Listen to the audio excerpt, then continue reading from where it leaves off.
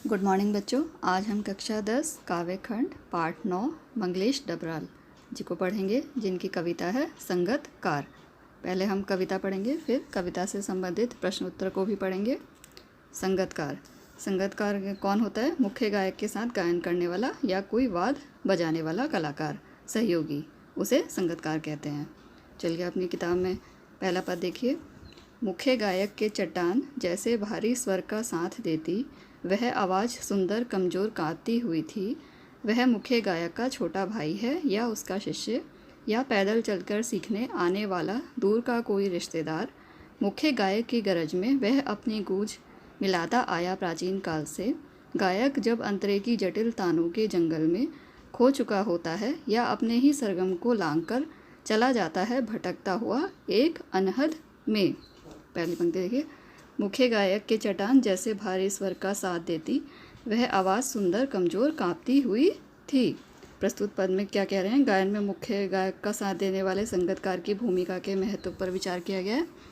इसमें कवि कह रहे हैं कि मुख्य गायक के चट्टान से भारी और ऊपर चढ़ते गंभीर स्वर का साथ देती एक और सुंदर कमज़ोर कंपायन सी आवाज़ सुनाई देती है। यह आवाज़ जिस सहायक कलाकार की होती है उसे ही संगीत की भाषा में संगतकार कहा जाता है।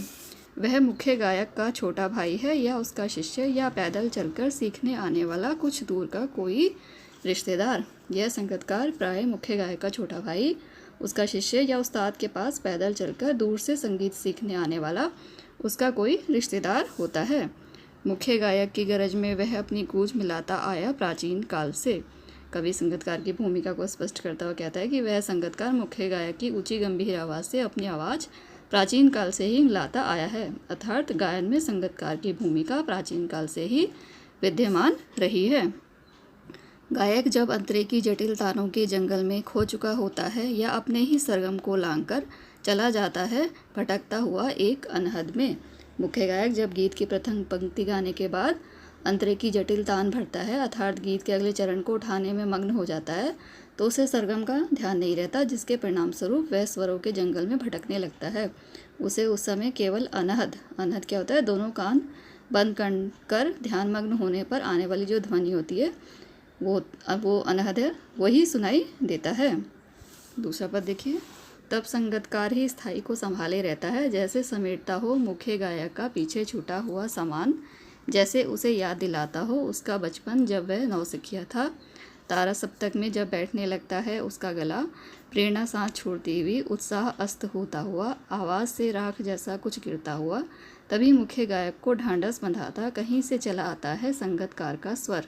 कभी कभी वह यूं ही दे देता है उसका साथ, यह बताने के लिए कि वह अकेला नहीं है और यह है कि फिर से गाया जा सकता है। गाया जा चुका राग और उसकी आवाज़ में जो एक हिचक साफ सुनाई देती है या अपने स्वर को ऊंचा ना उठाने की जो कोशिश है, उसे विफलता नहीं, उसकी मनुष्यता समझा जाना चाहिए।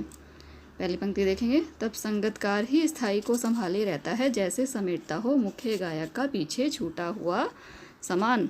कवि कहता है कि जब गायक अनहद की अवस्थाएं पहुंचकर सरगम से भटक जाता है, तब संगतकार ही प्रथम पंक्ति के मूल स्वरूप को संभाले रहता है और गायक को पुनः मूल स्वर पर लौटा लाता है। कवि ने यहाँ संगतकार के लिए अनेक उपमान प्रयुक्त किए हैं। वह कहता है कि मूल स्वर को संगतकार से संभालता है मानो मुख्य गायक का पीछे छूटा हुआ सामान समेटता हो, जैसे उसे याद दिलाता हो उसका बचपन जब वह नौसिखिया था।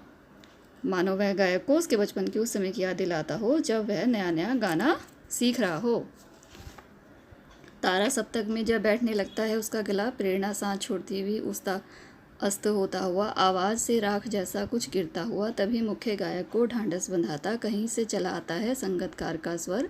कभी कभी वह यूं ही दे देता है उसका साथ, यह बताने के लिए कि वह अकेला नहीं है और वह फिर से गाया जा सकता है। स्वर को ऊंचा उठाने के खेल में जब उसका गला बैठने लगता है, स्वर बुझता हुआ सा लगता है, उसी समय संगतकार का स्वर उसको सांत्वना देने के लिए प्रविष्ट होता है, मानो उससे कह रहा हो कि तुम अकेले नहीं हो, तुम्हारा साथ निभाने के लिए मैं हूँ, तुम तो बस निश्चिंत होकर अंतरा उठाते जाओ, बाकी सब कुछ मैं संभाल लूँगा। वह उसे आश्वस्त करता है कि गाया जा चुका राग भी फिर से गाया जा सकता है। गाया जा चुका राग और उसकी आवाज़ में जो हिचक साफ सुनाई देती है या अपने स्वर को ऊंचा ना उठाने की जो कोशिश है, उसे विफलता नहीं, उसकी मनुष्यता समझा जाना चाहिए। इतनी साहसी होने पर भी संगीतकार की आवाज़ में जो हिचक या कंपन होता है उसे उसकी विफलता नहीं समझना चाहिए, बल्कि उसकी मनुष्यता समझना चाहिए। अर्थात यदि वह चाहे तो मुख्य गायक बन सकता है, किंतु मानवता का परिचय देते हुए वह मुख्य गायक को ऊपर उठाने के लिए अपने जीवन की सार्थकता समझता है। इसलिए वह अपने स्वर को कभी भी मुख्य गायक के स्वर से ऊंचा नहीं रखता। चलिए अब इसके प्रश्न उत्तर पढ़ते हैं। इस कविता से संबंधित प्रश्न नंबर 1, संगीतकार कविता में निहित जीवन मूल्यों पर प्रकाश डालिए। उत्तर, संगीतकार के माध्यम से कवि उन व्यक्तियों की ओर संकेत करना चाहता है जो अपने सहयोग से दूसरों को सफलता के सर्वोच्च शिखर तक पहुंचाते हैं और स्वयं अपरिचित बने रहते हैं। ऐसे लोग उस समय उस नायक को सहारा देकर संभालते हैं जब उसका धैर्य, आत्मविश्वास और आत्मबल सब कुछ चुक गया होता है। इस संसार में लड़खड़ाहटों को गिराकर स्वयं आगे बढ़ जाना ही सब कुछ नहीं है और ना ही इसे मानवता कहा जा सकता है। जो लोग गायक के लड़खड़ाते स्वर को संभालते संगीतकार को हे दृष्टि से देखते हैं और उसे मुख्य गायक से निम्न दृष्टि का समझते हैं, अथवा यह समझते हैं कि संगीतकार के स्वर में मुख्य गायक के स्वर जैसा संबल नहीं होता, इसलिए वह संगीतकार होता है और इसी कारण वह कभी मुख्य गायक नहीं बन सकता, वे लोग गलत सोचते हैं। यदि संगीतकार अपने धर्म को भूलकर लड़खड़ाते स्वरों को अपने उच्च स्वरों से धूल धूसरित कर स्वयं गायक बन जाएंगे तो इससे तो धरती से मानवता का अस्तित्व ही समाप्त हो जाएगा। इसलिए हमें संगीतकार की भूमिका निभाने वाले दूसरों के लिए स्वयं अंधकार में जीवन जीने वालों की उपेक्षा नहीं करनी चाहिए, उनका महत्व समझा जाना चाहिए। दूसरों को प्रकाश में लाकर स्वयं को अंधेरे में रखना संगीतकार की ना तो कमजोरी है, ना ही उसकी विशेषता, वरन वह उसका मानवता अथवा जीवन मूल्यों के प्रति उसकी प्रतिबद्धता होती है, जिसका सभी को सम्मान करना चाहिए। उसके इन्हीं जीवन मूल्यों पर प्रस्तुत कविता में प्रकाश डाला गया है। प्रश्न नंबर 2, संगीतकार कविता के माध्यम से कवि किस प्रकार के व्यक्तियों की ओर संकेत करना चाह रहा है। उत्तर, संगीतकार के माध्यम से कवि दूसरों को सहयोग प्रदान कर शिखर तक पहुंचाने वाले व्यक्तियों की ओर संकेत करना चाह रहा है। वह यह भी संकेत करना चाह रहा है कि ऐसे उपकारी लोगों की किसी भी स्थिति में उपेक्षा नहीं की जानी चाहिए। प्रश्न 3, संगीतकार जैसे व्यक्ति संगीत के अलावा और किन किन क्षेत्रों में दिखाई देते हैं। उत्तर, संगीतकार जैसे व्यक्ति संगीत के अलावा फिल्म क्षेत्र, संचार क्षेत्र, प्रकाशन जगत, चिकित्सा, कला आदि लगभग सभी क्षेत्रों में दिखाई देते हैं। जीवन के इन सभी क्षेत्रों में सफलता कभी भी दूसरों के सहयोग के बिना प्राप्त नहीं होती। यदि ये सहायक उस काम में अपना संपूर्ण योगदान ना दे तो सफलता संदिग्ध होती है। फिर भी ये लोग निस्वार्थ भाव से काम करते रहते हैं। कार्य की सफलता का श्रेय केवल नायक को मिलता है और ये लोग अंधेरे में ही रह जाते हैं। प्रश्न 4, संगीतकार किन किन रूपों में मुख्य गायक गायिकाओं की मदद करते हैं। उत्तर, नंबर 1, वे मुख्य गायक के स्वर में अपना स्वर मिलाकर उसे बल प्रदान करते हैं। नंबर 2, वे गीत के स्थायी को संभाले रखते हैं और गीत के अंत तक एक समान लय और स्वर को बनाए रखते हैं।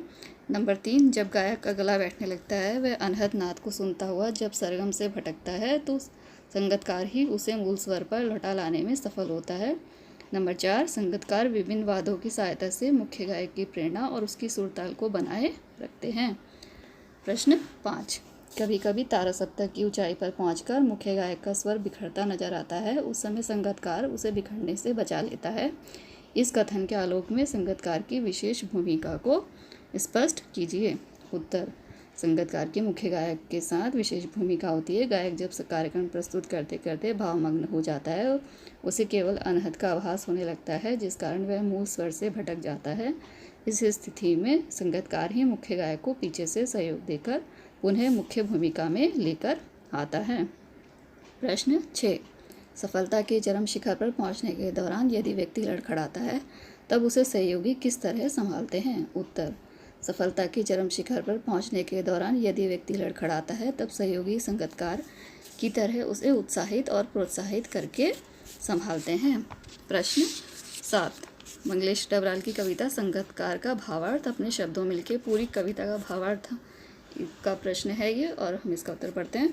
पूरी कविता आपको समझ में आ जाएगी। उत्तर, संगीतकार कविता में कवि मंगलेश डबराल जी संगीतकार के महत्व को रेखांकित करते हुए कहते हैं कि मुख्य गायक के ऊपर चढ़ते हुए भारी स्वर का साथ देती एक और आवाज़ सुंदर, कमजोर, कंपायन सी सुनाई देती है। संभवतः ये मुख्य गायक का छोटा भाई हो या उसका शिष्य या उस्ताद के पास पैदल चलकर दूर से संगीत सीखने आने वाला उसका कोई रिश्तेदार। वह संगतकार मुख्य गायक की ऊंची गंभीर आवाज़ से अपनी आवाज़ प्राचीन काल से ही मिलाता आया है, अर्थात गायन में संगतकार की भूमिका प्राचीन काल से ही विद्यमान रही है। मुख्य गायक जब गीत के चरण में मग्न हो जाता है तो उसे सरगम का ध्यान नहीं रहता, उसे केवल अनहद ही सुनाई देता है। जब गायक अनहद की अवस्था में पहुंचता है तब संगतकार ही उसे मूल स्वर को संभाले रहता है। एक विषय में कवि कहता है कि मूल स्वर को संगतकार ऐसे संभालता है मानो उसे उसका बचपन याद दिलाता हो, मानो मुख्य गायक का पीछे छूटा हुआ सामान समेटता हो।